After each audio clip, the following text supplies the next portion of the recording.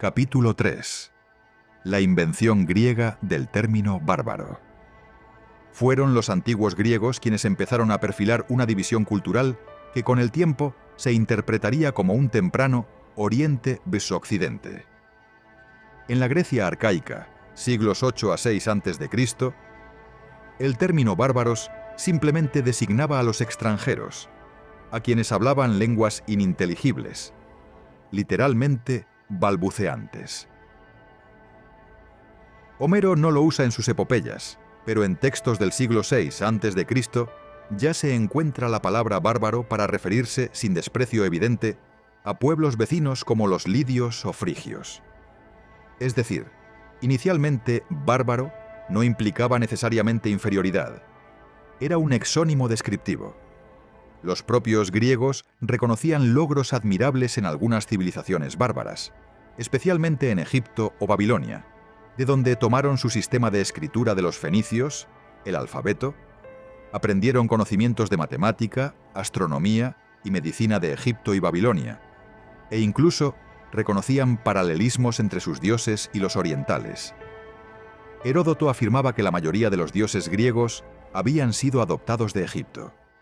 Heródoto de Halicarnaso, siglo V a.C., considerado el padre de la historia, viajó por Egipto y Persia y narró con fascinación muchas costumbres de esos pueblos, tratando a menudo de entenderlas en sus términos. No obstante, incluso Heródoto denomina genéricamente bárbaros a los no helenos, marcando una distinción identitaria que ya estaba en el aire de su época. Esa distinción cobró un filo más agudo a raíz de las guerras médicas, los célebres conflictos entre las ciudades-estado griegas y el imperio persa a comienzos del siglo V a.C. La exitosa defensa de Grecia frente a las invasiones de Darío y Jerjes, en batallas como Maratón, Salamina o Platea, forjó una noción inédita de unidad helénica contra un enemigo común venido de Asia. Por primera vez, los griegos empezaron a verse colectivamente como nosotros los helenos libres, en contraposición a ellos, los bárbaros orientales dominados por un gran rey. En la propaganda de posguerra, Atenas en particular exaltó vehementemente la antítesis entre la democracia griega y el despotismo persa, entre la valentía del ciudadano hoplita y la servil multitud de esclavos del rey. Heródoto narra, por ejemplo, que en la batalla final de Platea, 479 a.C., los guerreros persas de élite lucían brillantes ornamentos de oro y vistosas casacas bordadas, mientras que los espartanos, enfrentados a ellos, iban armados con sencillez y cubiertos apenas con sus capas rojas austeras. Una metáfora viviente, para los griegos, del contraste entre el lujo asiático y la sobriedad occidental. La victoria ateniense en Maratón, 490 a.C., se conmemoró como un triunfo de la libertad sobre el despotismo oriental, y se llegó a decir que en Maratón Europa se había salvado de Asia. El dramaturgo Esquilo, que luchó en Salamina, plasmó en su tragedia Los persas, 472 a.C., a una corte persa excesivamente lujosa y emocionalmente descontrolada tras la derrota, reflejando el estereotipo del oriental decadente y afligido. Los persas de Esquilo visten ropas extravagantes, se lamentan con teatralidad y dependen totalmente de su monarca. Una imagen construida para contrastar con el ideal griego de moderación, racionalidad y amor a la libertad. A partir de entonces, el término bárbaro quedó cargado de connotaciones negativas en el imaginario heleno. La figura del bárbaro oriental se convirtió en el espejo contra el cual Grecia definió su propia identidad.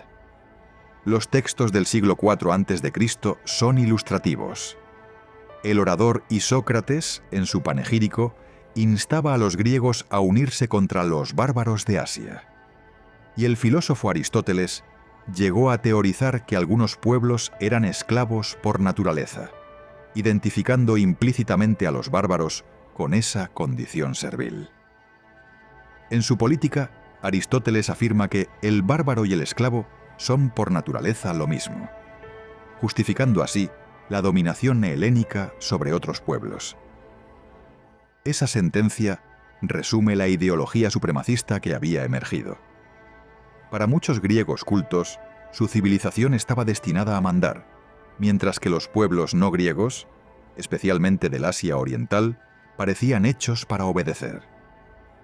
Por supuesto, la realidad era más compleja que los estereotipos. Hubo griegos, como el mismo Heródoto o el médico Hipócrates, que reconocieron la diversidad de los bárbaros y rehusaron considerarles inferiores en todo. De hecho, tras las conquistas de Alejandro Magno, finales del siglo IV a.C., la distinción rígida empezó a difuminarse parcialmente. Alejandro adoptó vestimentas persas, lo que escandalizó a muchos de sus oficiales, que lo acusaban de abarbararse. Promovió matrimonios mixtos entre macedonios y asiáticos y fundó ciudades helenísticas en Egipto, Mesopotamia, Persia e incluso la India, intentando fusionar lo griego con lo oriental. Sin embargo, muchos de sus oficiales y compatriotas rechazaron estas medidas, aferrándose a la noción de superioridad helena. La mentalidad de civilizados versus bárbaros estaba arraigada y no desapareció pese al efímero cosmopolitismo alejandrino. Cabe notar que incluso la mitología griega contenía indicios de esa interconexión entre mundos. El propio nombre del continente europeo proviene de la princesa Fenicia Europa, según la leyenda llevada desde Oriente, Tiro, en Fenicia, hasta Occidente, Grecia, por el dios Zeus transformado en toro. Este mito sugiere de forma poética que la identidad europea se forjó en diálogo con Oriente desde el principio.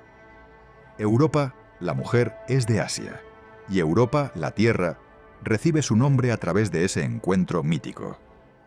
Así, mientras los discursos helénicos pintaban una línea divisoria cada vez más marcada, sus relatos fundacionales insinuaban un origen compartido y entrelazado.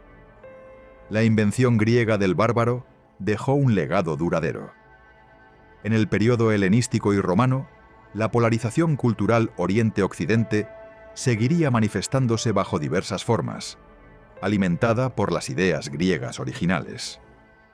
Aunque los griegos nunca usaron los términos Occidente y Oriente, tal como hoy los entendemos, sí sentaron las bases de esa dicotomía al contraponer su mundo, considerado cuna de la libertad, la filosofía y el orden político, al mundo de los otros, estereotipado como despótico, exótico o decadente. Se había plantado así la semilla de un mito divisorio, el de un Occidente ilustrado frente a un Oriente bárbaro. Con el tiempo, otras sociedades heredarían y reinventarían este esquema, pero su origen puede rastrearse hasta aquellas guerras y debates de la Grecia clásica. Esta imagen del mundo, dividida entre helenos y bárbaros, sería heredada por el pensamiento romano y medieval, y acabaría por incorporarse a la tradición occidental como uno de sus mitos fundacionales sobre Oriente y Occidente. Capítulo 4. Roma y Persia, dos imperios espejo. A lo largo de más de 7 siglos, el Imperio Romano y el Imperio Persa, en sus diversas dinastías, partos y luego sasánidas, sostuvieron una rivalidad tenaz y singular. Eran las dos grandes superpotencias de la antigüedad tardía, reconocidas incluso por sí mismas como las cabezas opuestas del mundo civilizado. Las crónicas romanas y persas registran una sucesión ininterrumpida de guerras, treguas diplomáticas, intercambios de prisioneros y tratados fronterizos desde el siglo I a.C. hasta el siglo VII después de Cristo. Sin embargo, a diferencia de los enfrentamientos de los griegos con los bárbaros orientales siglos antes, esta no fue una lucha de civilización contra barbarie. Por el contrario, romanos y persas se veían mutuamente como iguales en muchos aspectos. Imperios universales, refinadas culturas imperiales y rivales dignos uno del otro. De hecho, aunque los escritores romanos empleaban la palabra bárbaro para referirse a la mayoría de pueblos extranjeros, raramente aplicaban ese término despectivo a los partos o persas.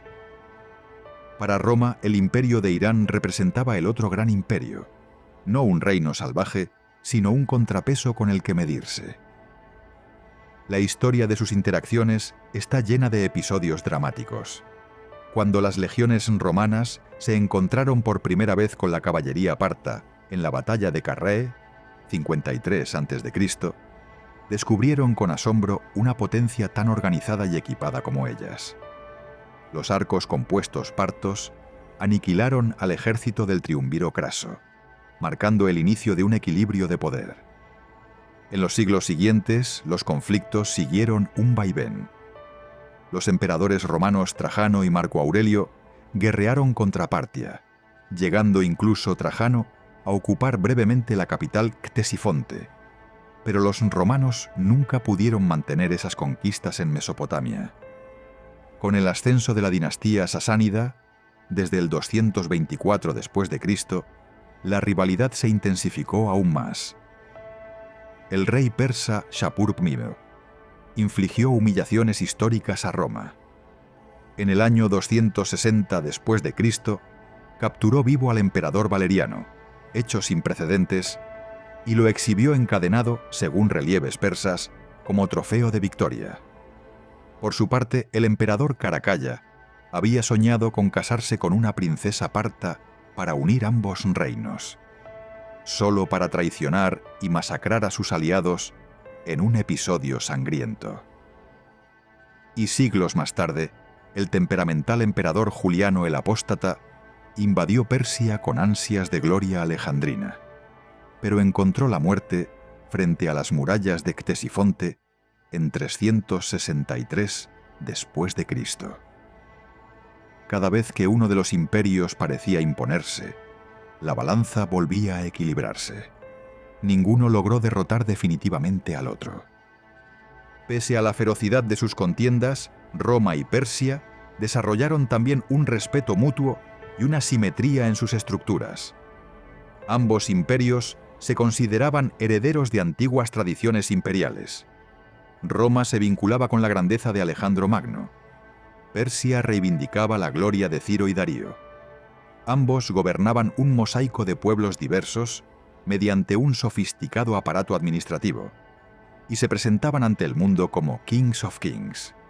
Títulos como Imperator Maximus en latín o Shahanshah en persa indicaban su pretensión de soberanía universal. Esta concepción paralela los convirtió en espejos. Cada uno reflejaba a su modo la idea de un imperio ecuménico. Incluso en el aspecto religioso, terminaron por asemejarse en oposición.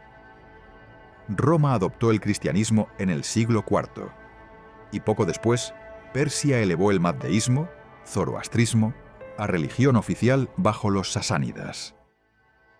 Así, hacia el final de la antigüedad, el emperador romano cristiano y el shah persa adorador de Ahura Mazda encarnaban dos polos religiosos distintos, lo que añadió una dimensión espiritual a su rivalidad.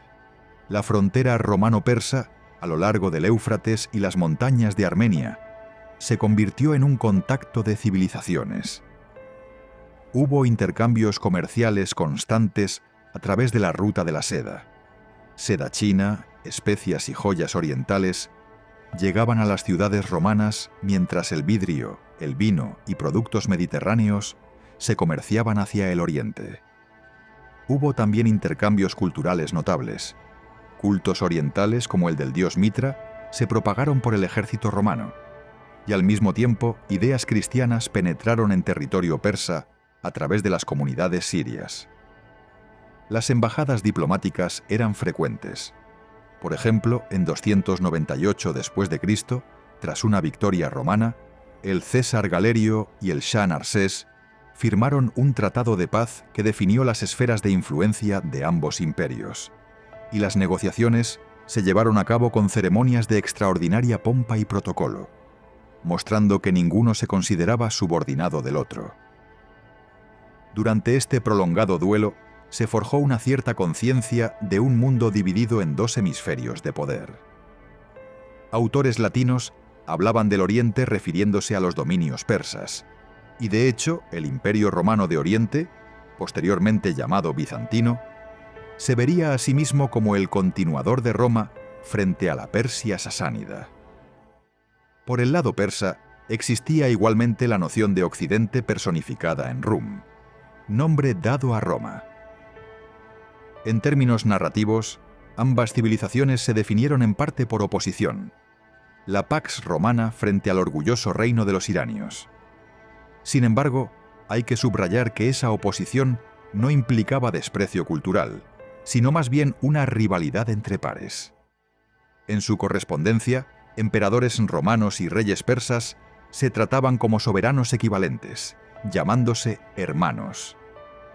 La contienda entre Roma y Persia concluiría abruptamente en el siglo VII, cuando un tercer actor inesperado, los ejércitos árabes islámicos, desbordó a ambos simultáneamente. Persia cayó ante el embate musulmán y el Imperio Romano de Oriente perdió sus provincias de Siria, Palestina y Egipto, poniendo fin al milenario equilibrio. Pero el legado de aquella rivalidad perduró.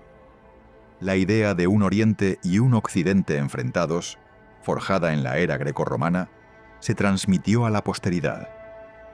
Durante siglos, europeos y asiáticos seguirían viéndose a través del prisma que estos dos imperios espejo habían pulido, ya fuera en términos de poder terrenal o de credo religioso.